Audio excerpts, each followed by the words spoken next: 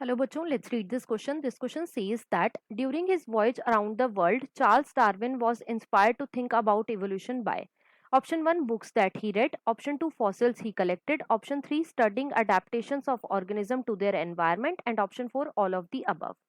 अब अगर इस क्वेश्चन के मैं की कॉन्सेप्ट की बात करूं तो इस क्वेश्चन का जो की कॉन्सेप्ट है वो है बच्चों चार्ल्स डार्विन.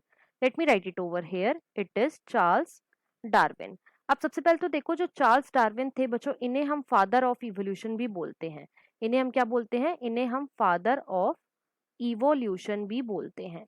राइट. अब देखो जो डार्विन थे बच्चों ये 1831 के अंदर वर्ल्ड वॉयज पे गए थे. ये बेसिकली 1831 में वर्ल्ड वॉयज पे गए थे. और जिस शिप पे ये वर्ल्ड वॉयज पे गए थे बच्चों उस शिप का नाम था एचएमएस बीगल. उसका क्या नाम था? एचएमएस बीगल था.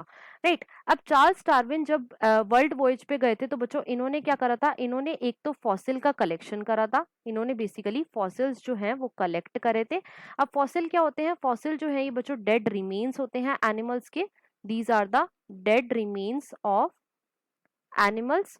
और ये जो फॉसिल होते हैं ये बेसिकली किस फॉर्म में होते हैं? तो बच्चों या तो ये बोन की फॉर्म में होते हैं या फिर ये कास्ट की फॉर्म में होते हैं या फिर ये ट्रेसेस की फॉर्म में होते हैं. राइट. तो चार्ल्स डार्विन ने क्या करा था? इन्होंने फॉसिल्स कलेक्ट करे थे. दूसरा बच्चों इन्होंने क्या करा था? इन्होंने बुक्स रीड करी थी रिगार्डिंग द इवोल्यूशन. इन्होंने क्या करा था? बुक्स रीड करी थी रिगार्डिंग द इवोल्यूशन.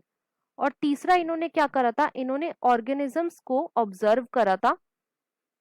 ऑर्गेनिज्म के जो भी अडेप्टेशंस होती थी टू देयर एनवायरनमेंट उनको ऑब्जर्व करा था.